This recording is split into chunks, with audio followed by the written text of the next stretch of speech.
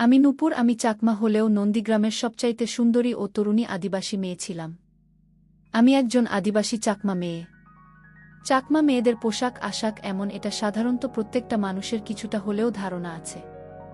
আমি প্রত্যেক দিন রাতে অরিন্দমবাবুকে ফুল দিতে যেতাম। যেহেতু আমি বাজারে ফুল বিক্রি করতাম, এবং একদিন অরিন্দমবাবু সুযোগ বুঝে আমার হাত দুটি ধরে অনেক ভালোবেসে বলেছিলেন, নূপুর, তোকে দেখে আমি আর থাকতে পারছি না।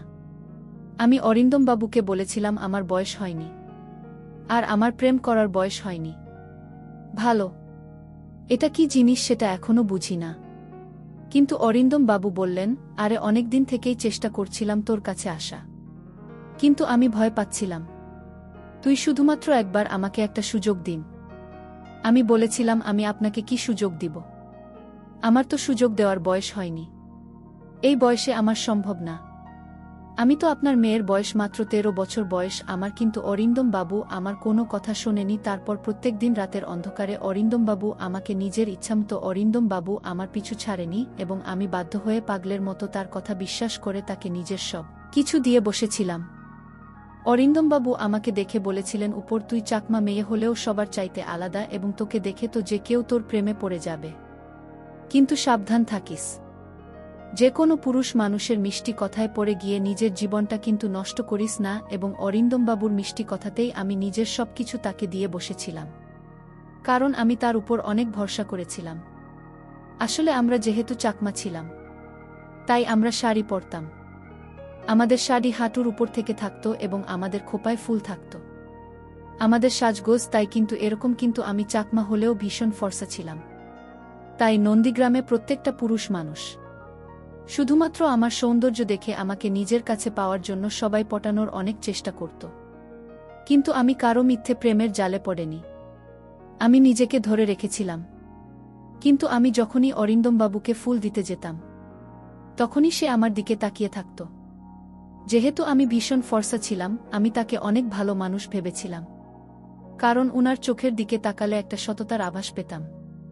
এবং জানি না কেন অন্য পুরুষদের চাইতে অরিন্দমবাবুকে খুব একটা আলাদা মনে হতো আমার, এবং আমি তাকে খুব ভালো মানুষ ভেবেছিলাম।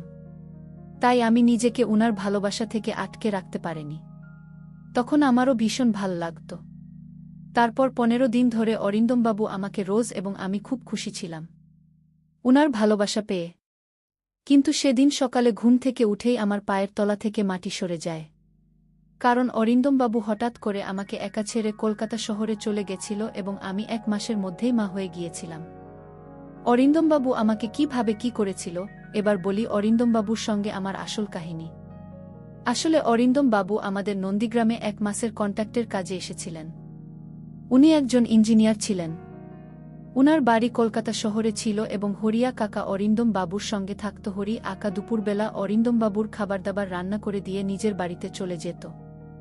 সেদিন বাজারে হরিয়া কাকার সঙ্গে আমার যখন দেখা হয়েছিল, তখন হরিয়া কাকা আমাকে বলেছিল, কি রে নূপুর, তোর ফুল বিক্রি হয়েছে।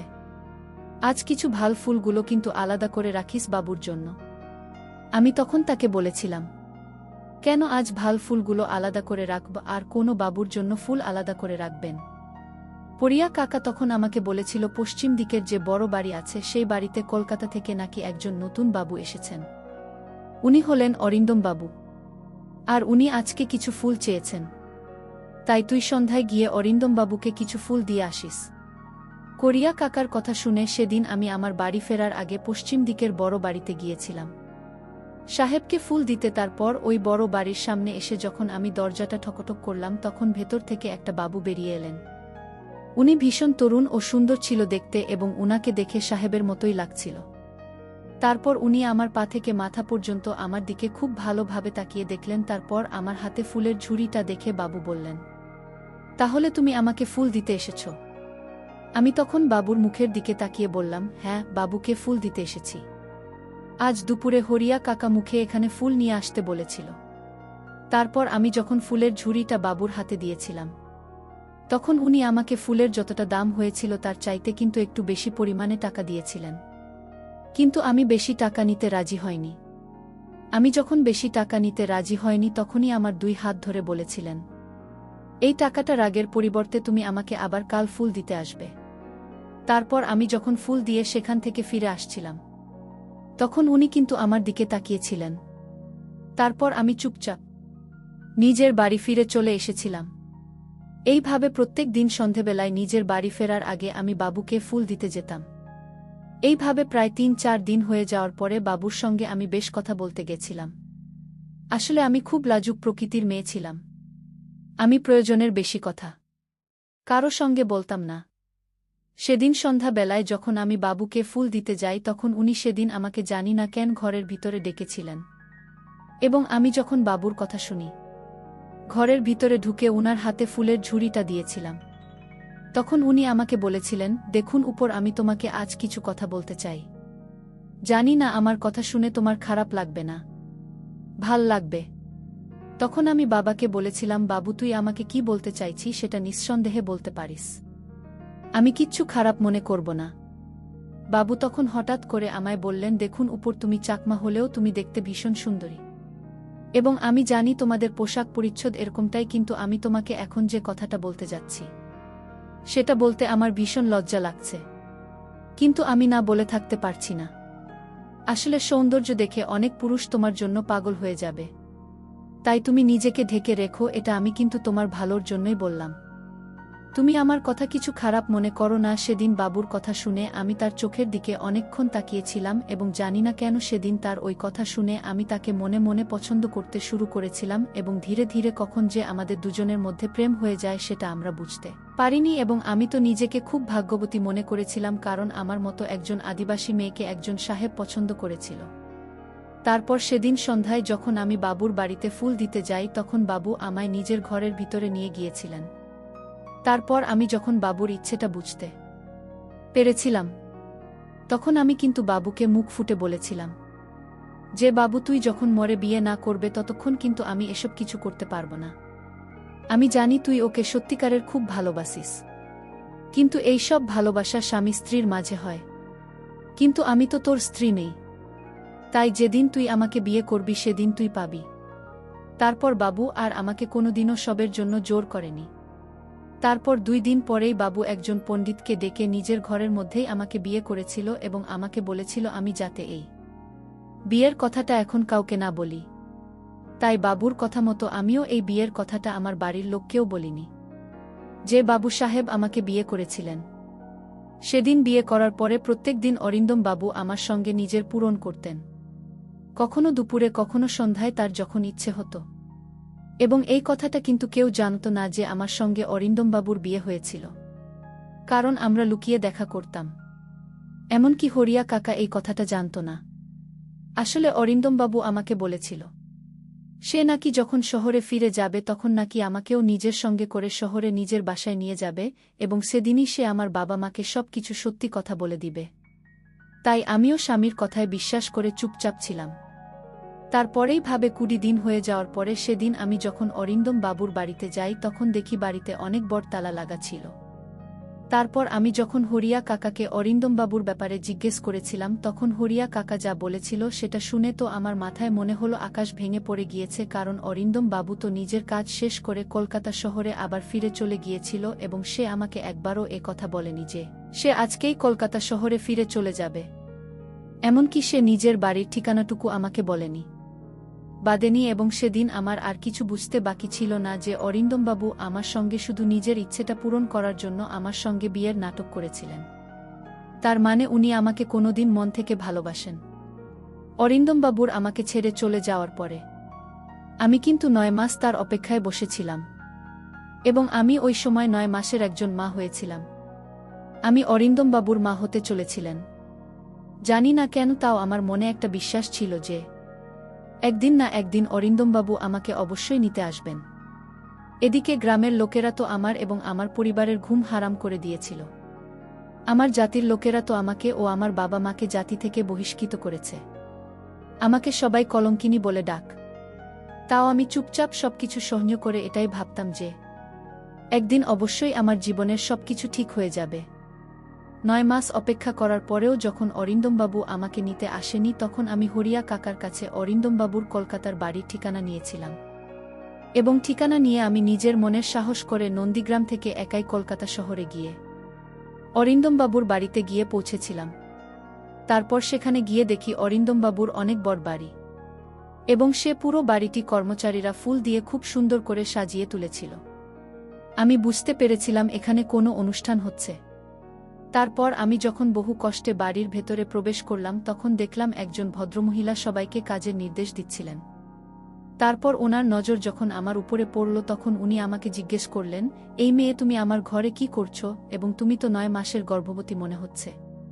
তুমি এখানে কিসের জন্য এসেছো? তুমি কি আমার বাড়িতে কোনো কাজ করতে চাও? কিন্তু তুমি গর্ভবতী হয়ে কিছুই তো কাজ করতে পারবে না, এবং তোমার অবস্থাও খুব খারাপ লাগছে। তুমি কি খাবার দাবারও ঠিকঠাক খাওনি নাকি? আরে তুমি কিছু বল, তুমি এভাবে চুপচাপ দাঁড়িয়ে থাকলে আমি তোমার ব্যাপারে কিছুই জানতে পারব না। আমি তখন ওনার সামনে হাত জোড় করে বললাম, মা, আমি অরিন্দম বাবুর সঙ্গে দেখা করতে চাই। ঠিক ওই সময় অরিন্দমবাবু উপর থেকে নিচে নামতেই আমার দিকে দেখতে আমার সামনে এসে দাঁড়ালেন। তারপর আমি যখন 10 মাস পরে আমার স্বামীকে নিজের চোখের সামনে দেখলাম তখন আর পাথরে প্রণাম নিতে গেলাম। ঠিক তখনই অরিন্দমবাবুর মা আমার হাত ধরে বললেন, এই মেয়ে তুই এসব কি করছিস? আমি তখন নিজের কপাল থেকে চুল সরিয়ে দিয়ে বললাম, আমি অরিন্দমবাবুর স্ত্রী এবং আমি উনার বাচ্চার মা হতে চলেছি। অরিন্দমবাবুর মা তখন আমার হাত ধরে বললেন, তোর কি মাথা খারাপ হয়ে গেছে? তোর মতো একটা চাকমা মেয়েকে আমার ছেলে বিয়ে করবে?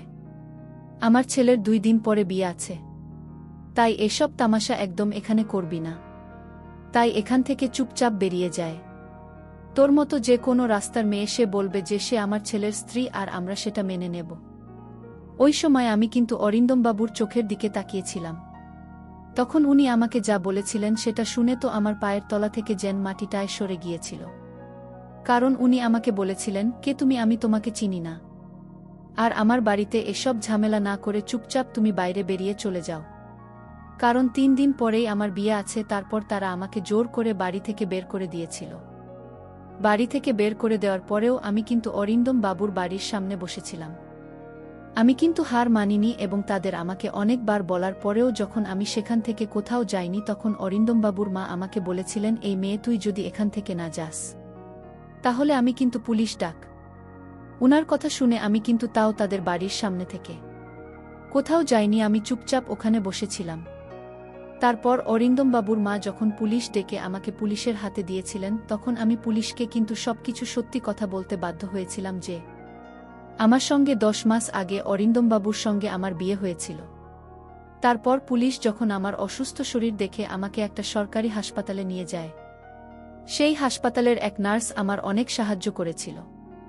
এমনকি ওই সেবিকা পুলিশকে গিয়ে বললেছিল কিছুদিনের মধ্যেই কিন্তু আমার বাচ্চা হবে এবং ওই বাচ্চার ডিএনএ ও অরিন্দমবাবু ডিএনএর সঙ্গে টেস্ট করলেই কিন্তু সব কিছু সত্যি কথা প্রমাণ হয়ে যাবে। তা সত্ত্বেও কিন্তু অরিন্দমবাবু আমাকে গ্রহণ করতে রাজি ছিলেন না। এমনকি অরিন্দমবাবু তো আমার সামনে পুলিশকে বলেছিলেন, আমার এই চাকমা মেয়েটাকে দেখতে ভাল লেগেছিল, তাই আমি তার সাথে রাত। তার মানে তো এই নয় যে আমি একজন চাকমা মেয়েকে নিজের বাড়ির বুক করব। তারপর পুলিশে যখন আমার কথায় বিশ্বাস করে অরিন্দমবাবুকে আমার সামনে তাকে জেলে ভরার হুমকি দিয়েছিল, তখন আমি পুলিশের পা ধরে বলেছিলাম, বাবু দয়া করে মোর স্বামীকে কোনো শাস্তি দেবেন না। ওটা মোর স্বামী, আমি আমার স্বামীকে কোনো কষ্ট দিতে পারব না। তা সত্ত্বেও কিন্তু অরিন্দমবাবু আমাকে গ্রহণ করতে রাজি ছিলেন না। আর এদিকে আমি তাও বিশ্বাস করে বসেছিলাম যে আমার ভালোবাসার জয় হবে এবং কাউকে শাস্তি দিয়ে নয়, তাকে ভালোবেসে তার মন জয় করা যাবে। এদিকে অরিন্দমবাবুর বাড়িতে ও সব কিছু প্রকাশ হয়েছিল এবং অরিন্দমবাবুর সঙ্গে যে মেয়েটার বিয়ে ঠিক হয়েছিল তারাও সব কিছু জানার পর এই বিয়েটা কিন্তু ভেঙে দিয়েছিল। এদিকে আমি খেয়ে না খেয়ে অরিন্দমবাবুর বাড়ির সামনে পড়ে থাকতাম। তারপর সেদিন আমার যখন অনেক পেটে ব্যথা হয় তখন জানালা দিয়ে কিন্তু অরিন্দমবাবুর মা সব কিছু দেখছিলেন এবং আশেপাশের কিছু মহিলা আমার খুব সাহায্য করেছিল। তারপর ওই সময় আমি যখন মা হয়েছিলাম তখন অরিন্দমবাবুর মা ও আমার কষ্ট দেখে নিজেকে আর সামলে রাখতে না পেরে আমার পাশে এসে আমার মাথায় হাত বুলিয়ে আমার হাত ধরে আমাকে সাহস দিয়েছিলেন। এবং সেদিন আমি অরিন্দমবাবুর বাড়ির সামনেই কন্যা সন্তানের বাবা হয়েছিলেন। এবং সেদিন আমার শাশুড়ি মা তার ছেলেকে ঘরের ভেতর থেকে টেনে নিয়ে এসে বলেছিলেন, এত ভালোবাসা আর কোনো মেয়ের কাছ থেকে তুই পাবি না। এই মেয়েটা তোকে অনেক ভালোবাসে এবং বুকে জড়িয়ে নে তোর সন্তানকে, কারণ তুই না মানলে ওটা তো সন্তান, তাই তাদেরকে আর কষ্ট দিস না। আমার বোমা এবং আমার নাতনিকে গ্রহণ করে ঘরের ভিতরে নিয়ে চলে। কারণ নূপুরের জায়গায় যদি অন্য কোনো মেয়ে থাকত তাহলে আজ তোকে কিন্তু জেলে ভরে দিতে পারত।